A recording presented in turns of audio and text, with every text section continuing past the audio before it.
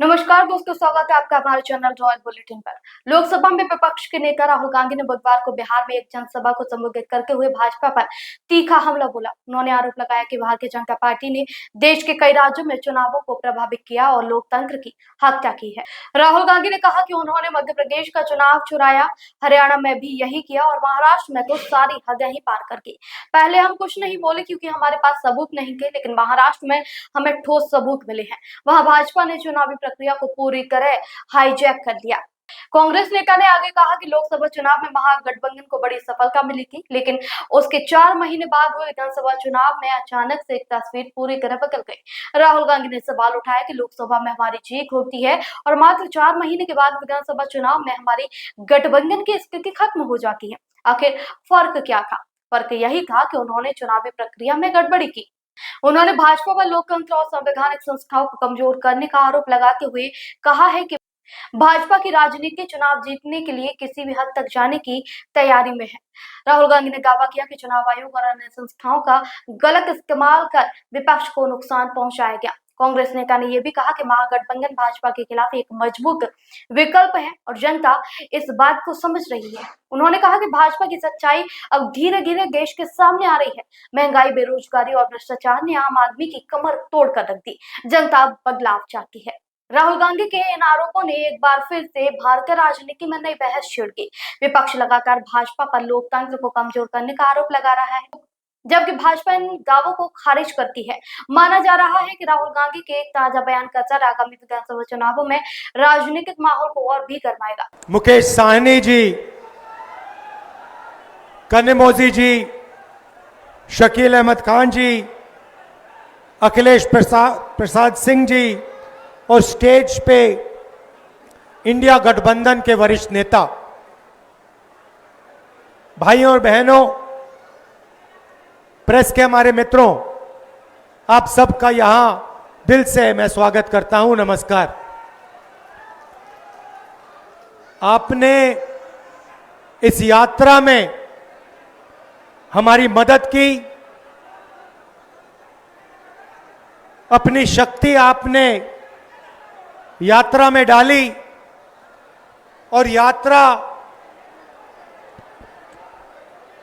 पूरे बिहार में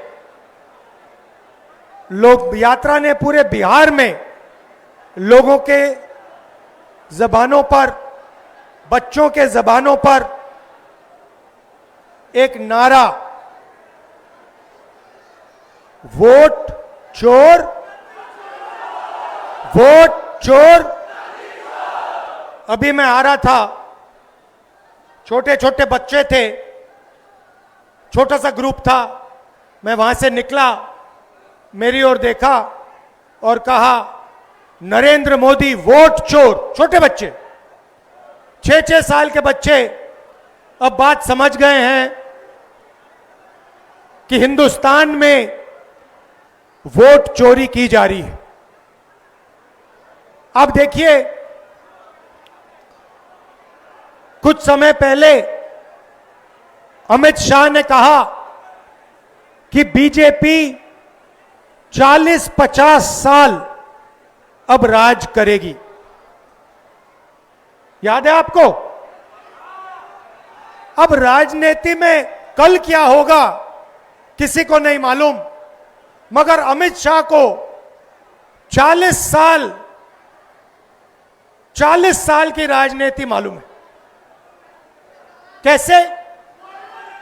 वोट चोर। इलेक्शन आता है, ओपिनियन पोल आते हैं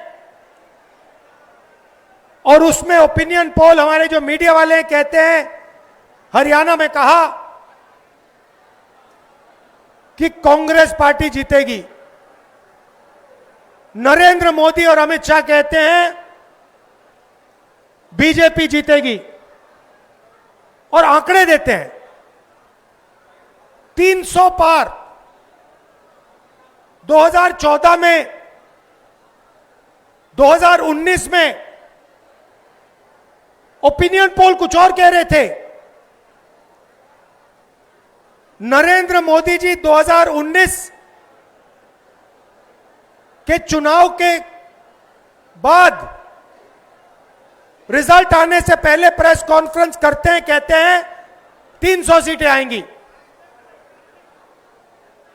हिंदुस्तान के सारे पोलस्टर कुछ और कह रहे हैं, ओपिनियन पोल कुछ और कह रहे हैं। नरेंद्र मोदी कहता है 300 सीट आएंगी। कितनी आई? 300 आई। क्यों? वोट चोर। भाइयों और बहनों, सच्चाई है कि ये पहले गुजरात में शुरू हुआ, ये 2014 से पहले गुजरात में शुरू हुआ और 2014 में नेशनल लेवल पे ये लोग इसको लाए।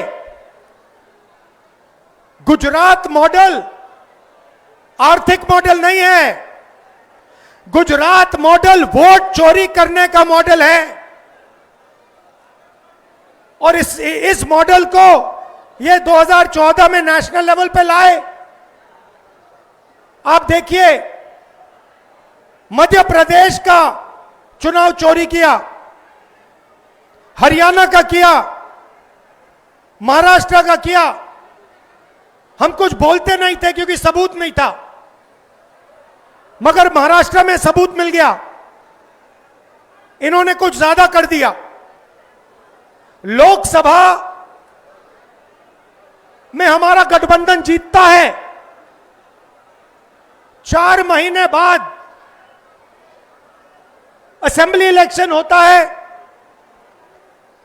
हमारे गठबंधन जमीन पे दिखता ही नहीं है, खत्म। फर्क क्या था? फर्क था कि लोकसभा में जितने वोट हमें मिले उतने ही हमें विधानसभा में मिले। इलेक्शन कमीशन ने लाखों वोट जोड़े, तकरीबन 1 करोड़ वोट लोकसभा के बाद जोड़े। वो सारे के सारे वोट बीजेपी के खाते में जाते हैं और उन वोटों से बीजेपी चुनाव जीतती है। हमने इलेक्शन कमीशन से पूछा, हमें वोटर लिस्ट दीजिए, कहते नहीं देंगे। हमने कहा वीडियोग्राफी दिखाइए, कहते नहीं देंगे। और उसके बाद कानून बनाते हैं कि 45 दिन में वीडियोग्राफी खत्म कर दो, डिस्ट्रॉय कर दो। तो फिर हमने क्या किया? हमने एक टीम को कर्नाटक में माधेपुरा विधानसभा में हमने उनसे कहा कि देखिए, आप थोड़ी गहराई में जाइए। मैं उन लड़कों का धन्यवाद करना चाहता हूं। 4-6 महीने 16-16 घंटे उन्होंने काम किया। मैं बताता हूं क्या किया। इलेक्शन कमीशन ने हमें पोलिंग के टाइम लिस्ट देते हैं, कागज की लिस्ट, 200 किलो कागज, 8 फुट ऊंची गड्डियां कागज की। हर लिस्ट को, एक चेहरे को लाखों चेहरों से मिलाया, एक चेहरे को लाखों फोटो से मिलाया, एक नाम को लाखों नामों से मिलाया और सच्चाई निकाली। भाइयों और बहनों, माधेपुरा असेंबली में, मैं लोकसभा की बात नहीं कर रहा हूं, एक असेंबली में 1 लाख फर्जी वोटर मिले। कोई 4-5 बार वोट कर रहा है, अलग अलग पोलिंग बूथ पे नाम है। एक घर में 70-80 लोग हैं, एक बेडरूम का घर है। हमने लोग वहां भेजे, वहां पे 4 लोग रहते हैं। हमने पूछा, भैया ये 70 लोग कौन है? ऐसे कोई नहीं है यहां पे। डुप्लीकेट नाम, हजारों डुप्लीकेट नाम, 1 लाख फर्जी वोट। भाई और बहनों, माधेपुरा में 7 असेंबली है, 6 में कांग्रेस जीतती है। जहां पे 1 लाख फर्जी वोट थे, वो सारे के सारे बीजेपी को गए। और एक असेंबली में 1 लाख वोट से बीजेपी जीतती है और पूरी लोकसभा को ले जाती है। भाइयों और बहनों, यह सिर्फ कर्नाटक सेंट्रल में नहीं हुआ है, यह हिंदुस्तान में 70-80 सीटों में किया गया था। और मैं आप इसको स्टेज से बता रहा हूं, हमने काम शुरू कर दिया है। माधेपुरा पहला कदम है। हम आपको दिखाएंगे कि असेंबली इलेक्शन चोरी किए जा रहे हैं, हरियाणा चोरी किया गया, महाराष्ट्र चोरी किया गया, लोकसभा चोरी की गई। हम दिखाएंगे आपको सबूत के साथ, जैसे हमने माधेपुरा में दिखाया, सबूत के साथ हम आपको दिखाएंगे।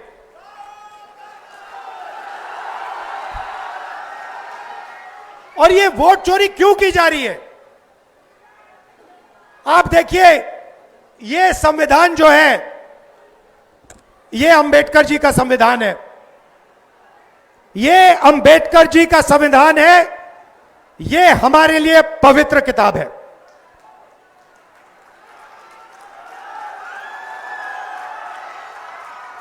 इसको दुनिया की कोई शक्ति नहीं छू सकती है। इसमें लिखा है हिंदुस्तान में एक व्यक्ति को 1 वोट मिलेगा। इसमें कहीं नहीं लिखा कि एक व्यक्ति को 2 वोट मिलने चाहिए, 3 मिलने चाहिए, 5 मिलने चाहिए और दूसरे को वोट मिलना ही नहीं चाहिए। मैं इलेक्शन कमीशन से पूछता हूं, इसमें लिखा है कि एक व्यक्ति को 1 वोट मिलेगा। आपने 65 लाख वोट बिहार में क्यों काटे? आप संविधान पर आक्रमण कर रहे हो। बिहार में हजारों लोग हमसे मिले, हजारों लोग मिले, कहते हैं भैया हमने तो वोट किया, 3-4 बार वोट किया, हमारे पास सारी की सारी आईडी है, हमारा वोट काट दिया। हजारों लोग से मैं मिला हूं। यहां पे जिंदा लोगों को मार दिया। और आप देखिए किसको मार रहे हैं, आप देखिए किसका वोट कट रहा है। मैं आपको बताता हूं, दलितों का वोट कट रहा है, पिछड़ों का वोट कट रहा है, ईबीसी का वोट कट रहा है, अल्पसंख्यकों का वोट कट रहा है। मतलब हिंदुस्तान के गरीब लोगों का वोट कट रहा है। अंबानी का नहीं कट रहा, अदानी का नहीं कट रहा, हिंदुस्तान के गरीब लोगों का वोट कट रहा है, क्योंकि वो नहीं चाहते कि आपकी आवाज सुनाई दे। वो नहीं चाहते कि आप अपनी जमीन की रक्षा कर पाओ। वो नहीं चाहते कि आप पेपर लीक के सामने खड़े हो पाओ। वो नहीं चाहते कि आपके बच्चों को रोजगार मिले, इसलिए इस पर आक्रमण कर रहे हैं। भाइयों और बहनों, इसके बिना हिंदुस्तान के गरीबों के पास कुछ नहीं है। जो अधिकार आपको मिले हैं वो इस किताब से मिलते हैं। और ये कोई नई किताब नहीं है, इसमें सोच जो है हजारों साल पुरानी है। यहां पे स्टालिन जी आए, इसमें पेरियार जी की सोच है। यहां पे वेणुगोपाल जी बैठे हैं, इसमें नारायण गुरु जी की सोच है। इसमें अंबेडकर जी की सोच है, इसमें फूले जी की सोच है, इसमें गांधी जी की सोच है, इसमें भगवान बुद्ध की सोच है, इसमें कबीर की सोच है। यह हमारी आत्मा की किताब है। और मैं बता रहा हूं, अगर वोट चोरों ने यह सोच रखा है कि ये भारत माता की आत्मा को चोट पहुंचाएंगे, तो ये इस देश को, इस देश के जनता को, इस देश के युवाओं को नहीं समझे हैं। भाइयों और बहनों, मैं आपको गारंटी देके कह रहा हूं, और अच्छी तरह सुनिए, नरेंद्र मोदी वोट चोरी करके चुनाव जीतता है। नरेंद्र मोदी वोट चोरी करके, वोट कटवा के, वोट बढ़ा के चुनाव जीतता है। और नरेंद्र मोदी और अमित शाह की मदद हिंदुस्तान का इलेक्शन कमीशन करता है।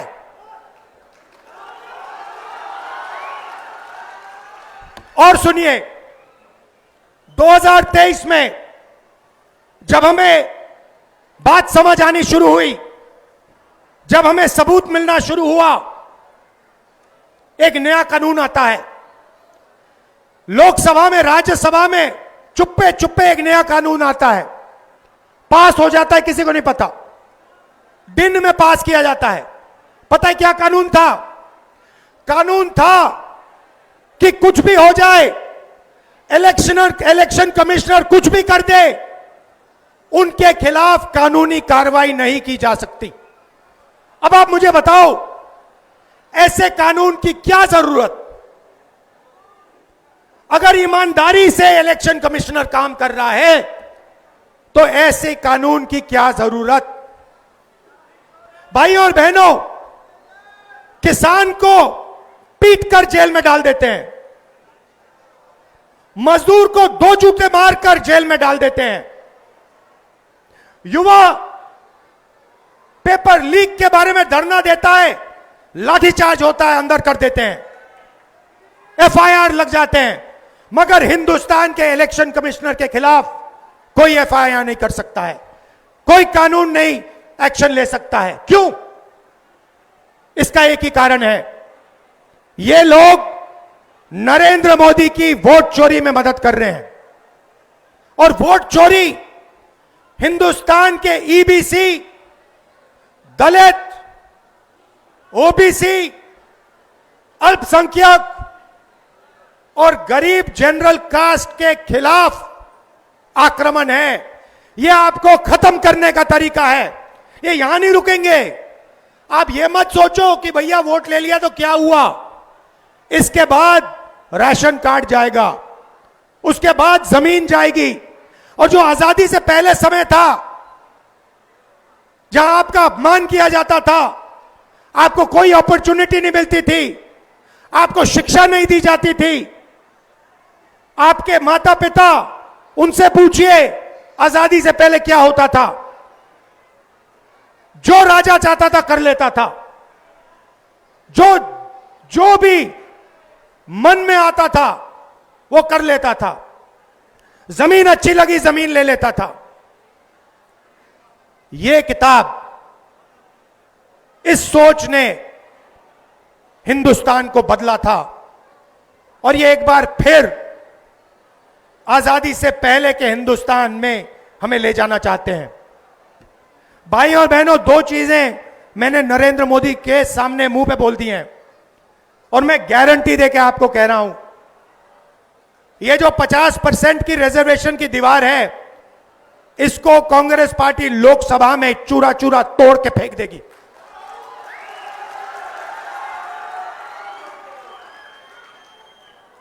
इसका चूरा बना के हम परे कर देंगे। भाई और बहनों, कॉर्पोरेट इंडिया देखिए, मीडिया देखिए, मैं आपसे पूछना चाहता हूं, हिंदुस्तान के बड़े बड़े एंकर्स हैं, टीवी पे आते हैं, आप इन सबको जानते हो। मुझे इनमें से एक ओबीसी, एक ईबीसी, एक दलित नाम बता दो। मुझे एक नाम बताओ, मीडिया में दलित नाम बताओ, ओबीसी नाम बताओ, ईबीसी नाम बताओ, कहां है? आदिवासी नाम बताओ, कहां है? एक भी नहीं है। और ये नैरेटिव बनाते हैं। आप देखना, यहां पे करोड़ों लोग आए हैं यात्रा में, मीडिया कुछ नहीं दिखाता, कुछ नहीं दिखाता। ट्रंप ने आज कहा, सुनिए, ट्रंप ने आज कहा कि जब हिंदुस्तान पाकिस्तान का युद्ध हो रहा था, मैंने फोन उठाया और नरेंद्र मोदी से कहा कि सुन, ये जो तू कर रहा है इसको 24 घंटे के अंदर बंद कर। और नरेंद्र मोदी ने 24 घंटे में नहीं, 5 घंटे में सारा का सारा रोक दिया।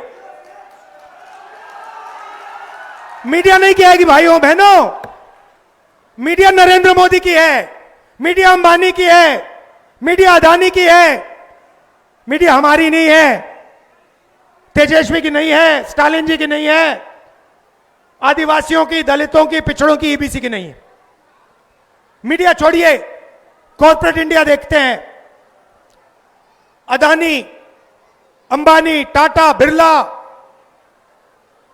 मुझे बताओ इनमें से ईबीसी कौन है, दलित कौन है, आदिवासी कौन है, पिछड़ा कौन है? नाम बताओ। एक नाम नहीं मिलेगा। जुडिशरी में देखो, आदिवासी नाम, दलित नाम, पिछड़ों का नाम बता दो, एक नहीं मिलेगा। प्राइवेट अस्पतालों की मालिक की लिस्ट निकालो, वहां नहीं मिलेगा। शिक्षा की संस्था, यूनिवर्सिटी, कॉलेजेस, इनकी लिस्ट निकालो, वहां नहीं मिलेगा। आप हो ही नहीं कहीं। 90% हिंदुस्तान कहीं है ही नहीं। इसीलिए ये वोट चोरी कर रहे हैं, क्योंकि ये जानते हैं जिस दिन आपकी आवाज ठीक से सुनाई दे गई, उस दिन हिंदुस्तान बिल्कुल बदल जाएगा। इसीलिए दूसरी बात मैंने नरेंद्र मोदी से कही, सामने जाति जनगणना हिंदुस्तान में होगा, दूध का दूध, पानी का पानी होगा।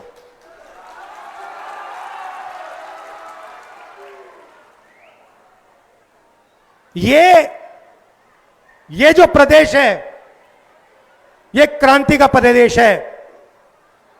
अंग्रेजों को बिहार ने ही हराया था, चंपारण में बात शुरू हुई थी।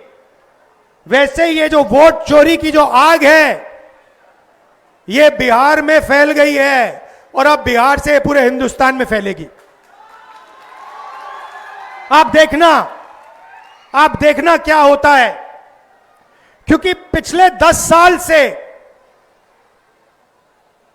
पूरे हिंदुस्तान का बेवकूफ बनाया जा रहा है। और हम सबूत के साथ आने वाले समय में आपको दिखा देंगे। जैसे माधेपुरा में दिखाया, वैसे आपको हम दिखाएंगे कि पिछले 10 साल नरेंद्र मोदी, अमित शाह और इलेक्शन कमीशन वोट चोरी कर रहे हैं और आपकी आवाज, आपके दिल की आवाज को दबा रहे हैं। आप सब आए, आपने यात्रा की मदद की, आपने हम सब की मदद की। दिल से मैं आपका धन्यवाद करता हूं। आपके बिना, आपकी शक्ति के बिना यह यात्रा शुरू भी नहीं होती। यह यात्रा हमारी नहीं है। आप यह मत सोचो कि यात्रा तेजस्वी जी, भट्टाचार्य जी, साहनी जी, राहुल गांधी हम कर रहे हैं। नहीं, यात्रा आपकी है, आपकी आवाज है यात्रा में।